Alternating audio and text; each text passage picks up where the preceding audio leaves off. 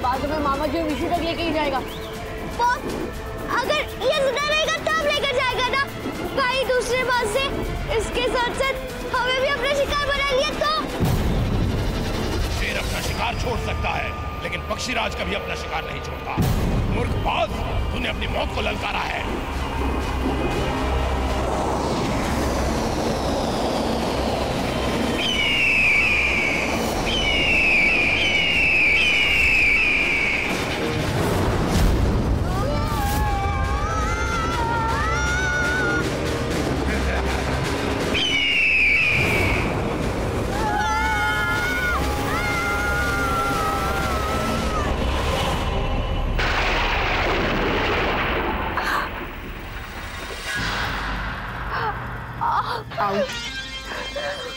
आऊ कैसी हालत बना दी है मेरी आऊ के। उस बाज ने, एक बार वो बाज मेरे हाथ लग जाए, मैं उसकी अंटे में बनता था संटा कर दूंगा, छोड़ूंगा नहीं। गुरुकाल, आपने मुझे ऐसे जाहिल जंगली बाज के साथ कैसे भेज दिया? मुझे एक बात बताइए, क्या आपको नागिन की जान की कोई कीमत नहीं है? अरे ऐसा नहीं है नागिन, मुझे क्या पता था कि वो बेवकूफ बाज अभी को छोड़कर तुम पे हमला करेगा।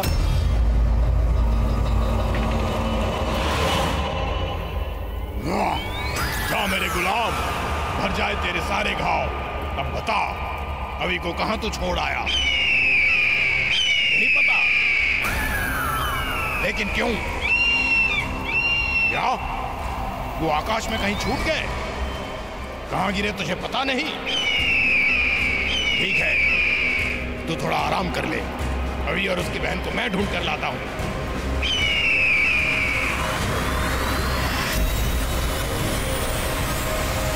बेवकूफ बाज ने फिर गड़बड़ कर दी और माया खो गए। गुरुकाल बैरियानक भी हम बास।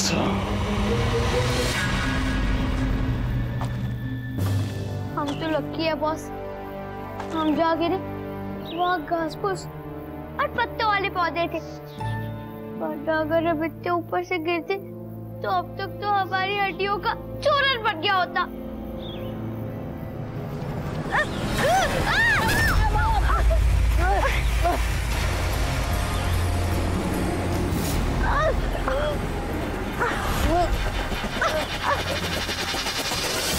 माया, तू ठीक तो है ना?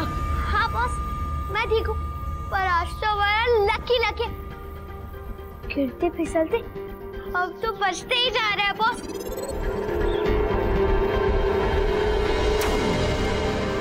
पर बॉस, वो क्या?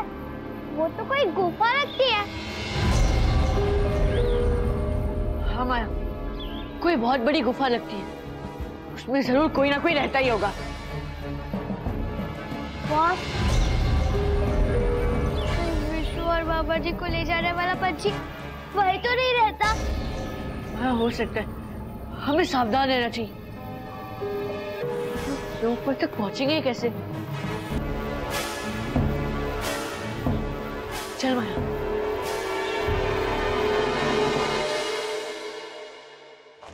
अभी और माया को अब तक तो स्कूल से आ जाना चाहिए था। सारी गलती मेरी है, मुझे उन्हें स्कूल ही नहीं जाने देना था। दिन भर से डुग्गू का भी कोई आता पता नहीं, विशु को बाज उठाकर लेकर गया। आदित्य उसे ढूंढने गए और तो उनकी भी कोई खबर नहीं है। भगवान, ये सब क्या हो रहा है?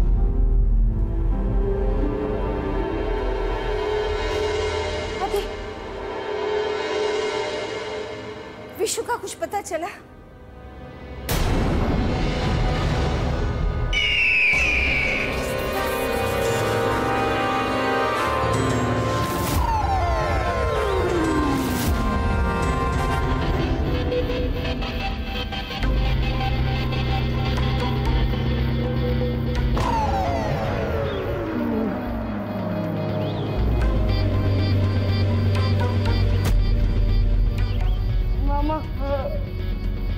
प्यास के मारे गला सूखा जा रहा है और भूख भी बहुत लगी है। अम्मा बादशाह, यार तुम्हें भूख प्यास की पड़ी हुई है। या मुझे डर लग रहा है कि कहीं वो राक्षसी पंछी हमको अपना निवाला बनाने के चक्कर में सुहाना कर दे। तुझे पता है कम वक्त दो बार देख के गया हमको, ऐसे घूर रहा था जैसे मनी मन प्लान बना रहा हो तो शरीर का कौन सा पुर्जा पहले खाएगा, हाथ खाएगा, पैर खाएगा, गला खाएगा। हमारे तो मौत का कुआं लग रहा है, मुझे बाहर जाने का रास्ता भी सोच नहीं रहा है और अब कोई हिम्मत बची है। चारों तरफ सिर्फ हड्डियां हड्डियां नजर आ रही है और ये हड्डियां देख देख कर तो मेरी खुद की हड्डियां कांप रही है। देख बेटा विशु, तुझे हड्डियां नहीं नजर आ रही है, देख।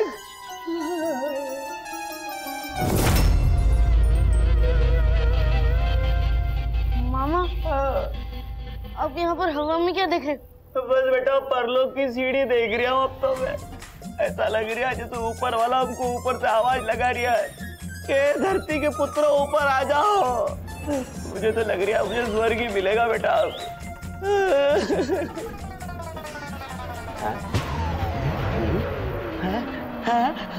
वाह डुग्गू भोपाली, क्या भन्नाट दिमाग है तुम्हारा तो। अरे बेटा तुम गर्व करोगे अपने डुग्गू मामा पे, ऐसा भन्नाट आइडिया आया है। मैं क्या कह रहा हूँ कि इन हड्डियों को चिपका कर हम एक सीढ़ी बनाते हैं और सीधे उससे बाहर निकल जाएंगे। क्या बोलता है ना तुम्हारे डुग्गू मामा का दिमाग? मामा सीढ़ियाँ हवा में नहीं बनती, सीढ़ियाँ बनने के लिए बांस चाहिए, रस्सी चाहिए। और वैसे भी ये कोई जिराफ की हड्डी नहीं या फिर ऊंट की हड्डी कि हम ऐसे लगाएंगे और चढ़ जाएंगे, बहुत ऊपर है। डुग्गू भोपाली धिक्कार है तुम्हारे जीवन पे। एक प्लान आया वो भी पोपट हो गया। भगवान अब क्या करेंगे विशु, बचा लो। मामा जी अब प्लीज चुप हो जाइए। अगर वो बांस अगर हमें नहीं खाएंगे ना तो आपके बेकार के आइडिया में जरूर मार देंगे।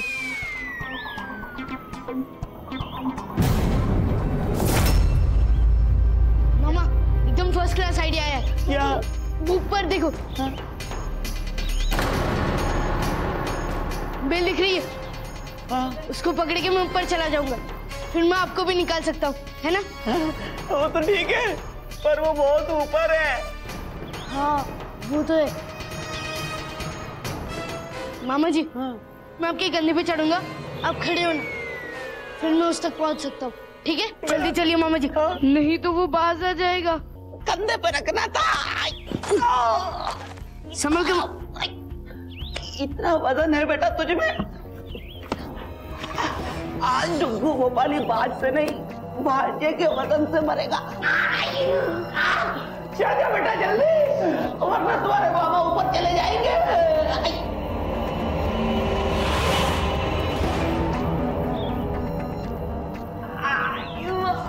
चढ़ गया, चढ़ गया बेटा।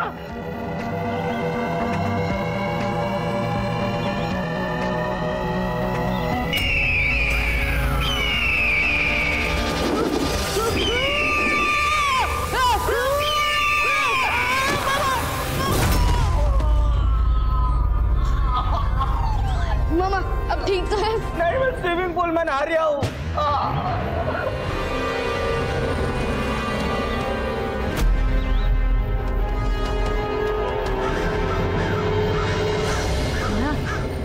हम लोग बिल्कुल सही दिशा में जा रहे हैं। वो जो कौवे अभी गए ना, वो कह रहे थे कि आगे बड़ी हड्डियों के लालच में मत जाना, वरना वो बाज तुम्हें खा जाएगा। ओह माय गॉड बॉस, वो बाज ने विशु और पापा जी को खाकर उनकी हड्डियां। बुरा मत सोच, अच्छा सोच तो अच्छा ही होगा। वो देख,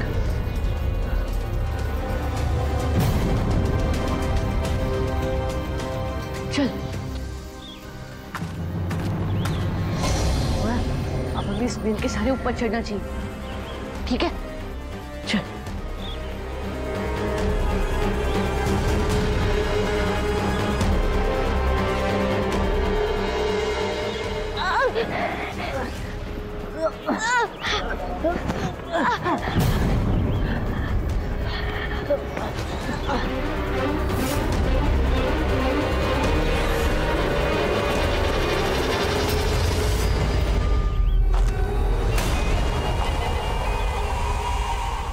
अभी और वो लड़की इसी इलाके में होने चाहिए।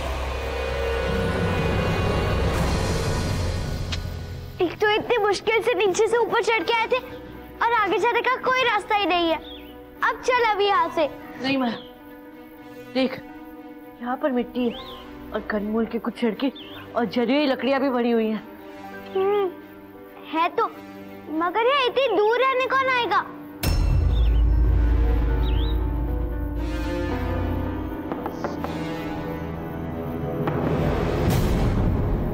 देख, इसमें से मटके जैसी आवाज आ रही है। मुझे तो लगता है इसके अंदर कोई सुरंग है और हो सकता है उसमें कोई रहता हो और भवानी मदद कर दे। बॉस, अब पूरा कुछ भी बोल रहे। इस वीराने में रहने कौन आएगा? माया, मैं इसे धक्का मार के देखता हूँ। हो सकता है विशु और मामा जी को इसी के अंदर बंद किया हो। हाँ।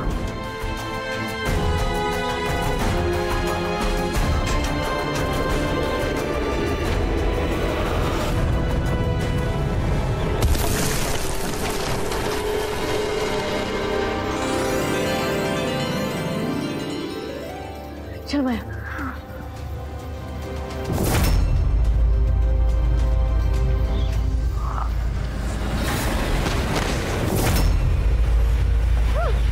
रुको रुको, रुद्र के रक्षकों,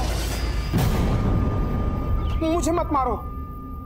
देखिए कौन है आप और आप हमारे बारे में कैसे जानते? जल्दी बता दीजिए वरना। डरो मत, मुझे बरसों से तुम्हारा इंतजार था कि तुम लोग आओगे और तुम हमें खा लोगे।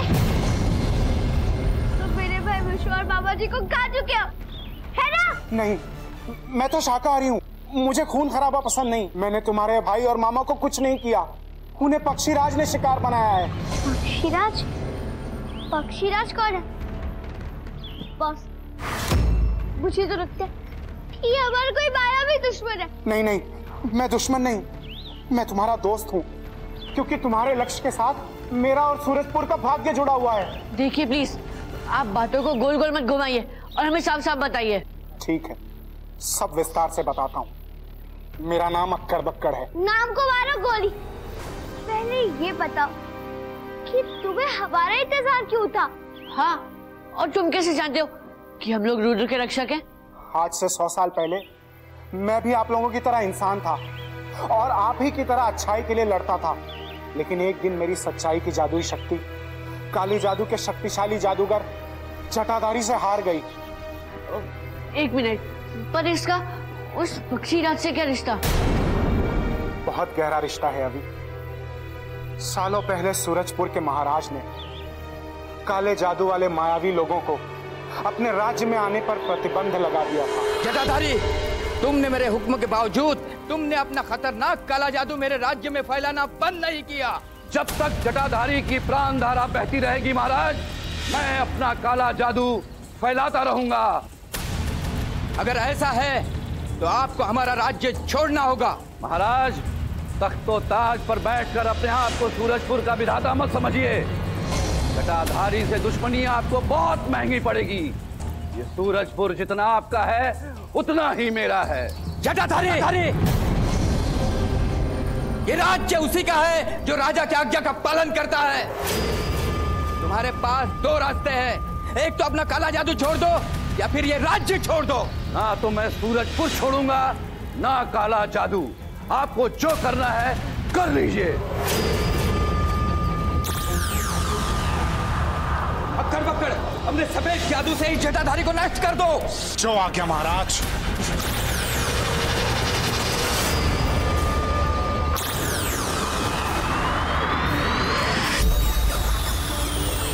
सूरजपुर राज्यम सुरक्षा हेतु जटाधारी सीमा पार गच्चा गच्चा ओम स्वाहा।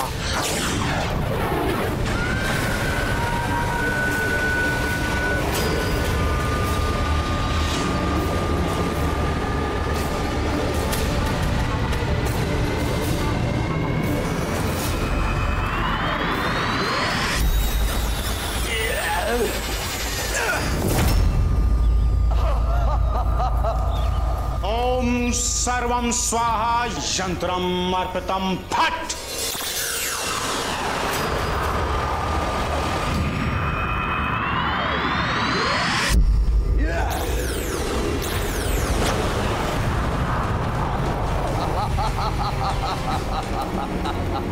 ओम सर्वम स्वाहा यंत्रम अर्पितम फट।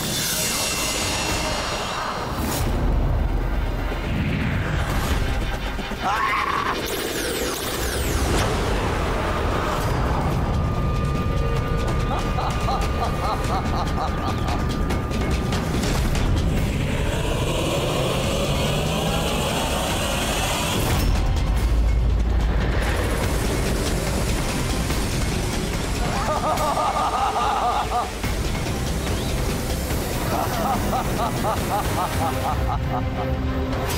की नोक पर चमक दमक हीरा चढ़ाओ और हृदय भेद डालो।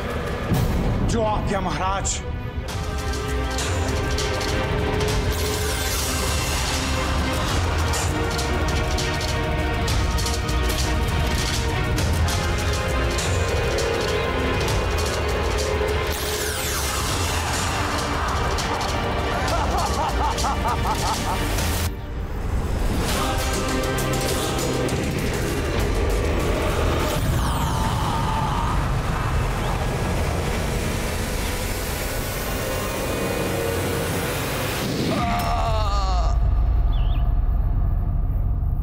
अनर्थ, महाअनर्थ, अक्कड़ बक्कड़, ये तुमने क्या किया? चमक धमक हीरा अविनाशी है, तुमने उस हीरे को जटाधारी के शरीर में ही रहने दिया। क्षमा करिए गुरुदेव, मैं अभी अपने खंजर से इस हीरे को निकालता हूँ। अब बहुत देर हो चुकी है, विधि का विधान बदल चुका है। अब ना वो अविनाशी हीरा निकलेगा, ना ही खत्म होगा। चमक धमक हीरे में किसी को भी 100 वर्षों के बाद फिर से जीवन देने की शक्ति है। 100 वर्षों के बाद जटाधारी पक्षीराज बनकर फिर आएगा और अपने इस जन्म का बदला सूरजपुर से लेगा।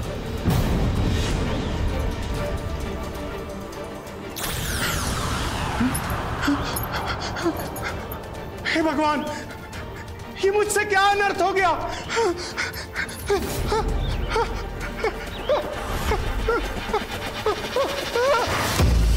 गुरुदेव, ये कैसी माया है? ये मुझे क्या हो गया?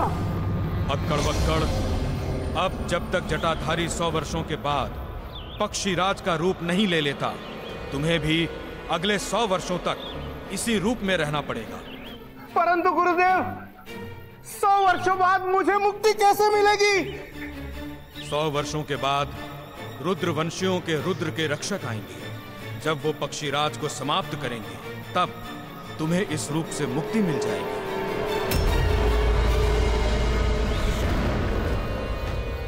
अक्कड़ बक्कड़, जटाधारी की जीवन धारा सिर्फ रुकी है, समाप्त नहीं हुई है। 100 वर्षों बाद फिर मैं लौटूंगा पक्षीराज बनकर। मैं सूरजपुर के राजघराने के सारे वंशजों को समाप्त कर दूंगा। मैं सारे वंशजों को समाप्त कर दूंगा। उस पक्षीराज के अंत और मेरे उद्धार का धागा रुद्र के रक्षकों से जुड़ा हुआ है। मुझे इस रूप से मुक्ति तभी मिलेगी जब वो चमक दमक हीरे की रोशनी मुझ पर पड़ेगी। पर वो चमक दमक हीरा की रह कहाँ? वो चमक दमक हीरा पक्षीराज के सीने में है। जब तक उस हीरे को निकालकर नष्ट नहीं किया जाए, तब तक पक्षीराज को मारना संभव नहीं है। और अक्कड़ बक्कड़ जी, वो चमक दमक हीरे को उस पक्षीराज के सीने में से निकालेंगे कैसे? उसका रास्ता तुम्हें कुएं में ही मिलेगा। अक्कड़ बक्कड़ जी, मैं आपसे वादा करता हूँ कि मैं उस पक्षीराज को नष्ट करके आपको इस रूप से मुक्ति दिलाऊंगा। रुद्र के रक्षकों से मुझे यही उम्मीद थी, पर अब तुम लोगों को देर नहीं करनी चाहिए। कहीं तुमने देर कर दी तो वो पक्षीराज तुम्हारे मामा और भाई को खा जाएगा। जाओ रुद्र के रक्षकों, जाओ जाओ, बचा लो।